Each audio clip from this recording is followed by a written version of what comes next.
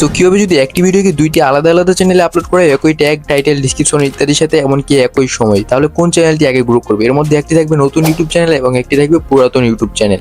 So আজকে ভিডিওতে আমরা দেখবো 24 ঘন্টার মধ্যে কোন ভিডিওতে বেশি ভিউজ আছে, নতুন অথবা পুরাতন। এর জন্য আমাদের তিনটে জিনিসের প্রয়োজন হবে। এক হচ্ছে একটি নতুন YouTube fresh channel, and 2 number হচ্ছে একটি ওল্ড ইউটিউব চ্যানেল, আর 3 নাম্বার হচ্ছে কন্টেন্ট। সো সর্বপ্রথম আমরা একটি নতুন ফ্রেশ ইউটিউব চ্যানেল করবো। এর জন্য আমরা ইউটিউবে চলে গেলাম, দেন এখান থেকে একটি ফ্রেশ জিমেল নিলাম, অ্যান্ড এখানে একটি ইউটিউব চ্যানেল ক্রিয়েট করলাম। ক্রিয়েট করার পর এখানে আমরা জাস্ট চ্যানেলের নামটা দিয়ে দিব। চ্যানেলের নাম দিচ্ছি আমি এখানে YX Demo 1, অ্যান্ড এখানে চ্যানেলের লোগো, ব্যানার ইত্যাদি দেওয়ার পর সেভ করে দিলাম। সো আমাদের নতুন এবং ফ্রেশ ইউটিউব চ্যানেল খোলা শেষ। এখন আমরা নিব একটি পুরাতন ইউটিউব চ্যানেল। সো আমার একটি 5-6 মাস আগের ইউটিউব চ্যানেল ছিল, ওইটাকে আমি জাস্ট লোগো, ব্যানার ইত্যাদি লাগাই দিব। লাগানোর পর ওইটাতে ভিডিও আপলোড করবো।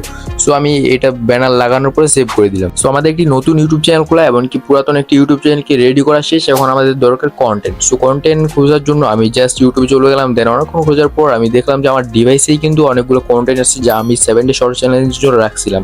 দেন ওখান থেকে আমি একটা কন্টেন্ট নিলাম। দেন নেওয়ার পর এই ভিডিওটি আমরা প্রথমে নতুন ইউটিউব চ্যানেলটি আপলোড করবো। আপলোড করার জন্য আমরা জাস্ট ভিডিওটি সিলেক্ট করে নিলাম। সিলেক্ট করার পর এখান থেকে একটি ট্রেন্ডিং সং লাগাবো। ট্রেন্ডিং সং লাগানোর ফলে আমাদের ভিডিওটা ট্রেন্ডিংয়ে যাওয়ার সম্ভাবনা থাকে।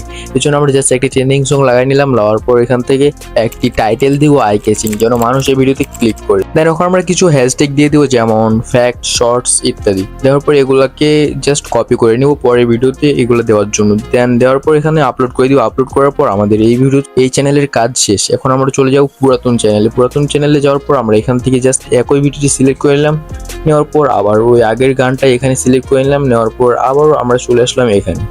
আসার পর এখান থেকে আমরা একটি টাইটেল, আগের টাইটেল এবং হ্যাশট্যাগুলো এখানে পেস্ট করে দিলাম। পেস্ট করার পর এখান থেকে একটি থাম্বনেল দিয়ে দিলাম। দেওয়ার পরে আপলোড করে দিলাম। দেন দেওয়ার পর এখন আমরা দেখবো যে কিছুক্ষণ পরে এই ভিডিওগুলোতে কিরকম ভিউজ আসে। সো ভিডিওগুলো 1 ঘন্টা গেছে। 1 ঘন্টা পরে আমরা নতুন চ্যানেলে যে ভিডিওটা সার্চ দিলাম ওটাতে দেখতেছি যে 38টা ভিউজ চলে আসছে। অ্যান্ড এটার ভিউতে প্রবেশ করলে আমরা দেখতে পাচ্ছি যে এটার সবগুলো ভিউজ আসছে শর্ট ফিজে, অর্থাৎ এই ভিডিওতে আমাদের শর্ট ফিজে চলে গেছে।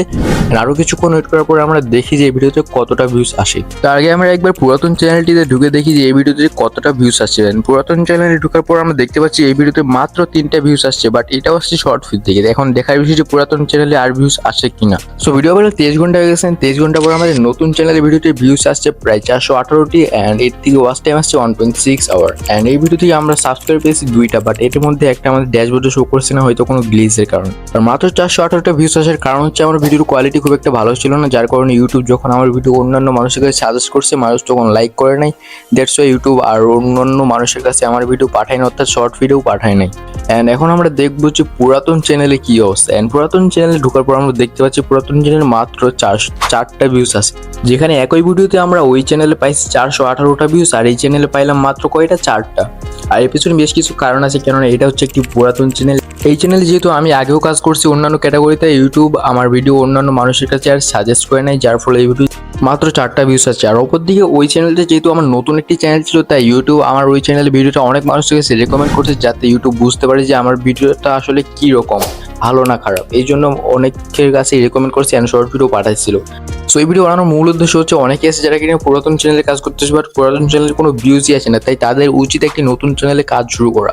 ভালোভাবে আগে এই পুরাতন চ্যানেলে কাজ করা, যদি না আসে তাহলে নতুন চ্যানেল ক্রিয়েট করা। এই নয় যে আপনি 2-4টা ভিডিও বানানোর পরেই আবার নতুন চ্যানেলে কাজ করবেন। সো আজকের ভিডিও ভালো লাগলে লাইক দিবেন, আর এরকম নতুন ভিডিও পাওয়ার জন্য আমার চ্যানেলটিকে সাবস্ক্রাইব করে বেল আইকনটি অলে সেট করে দিবেন।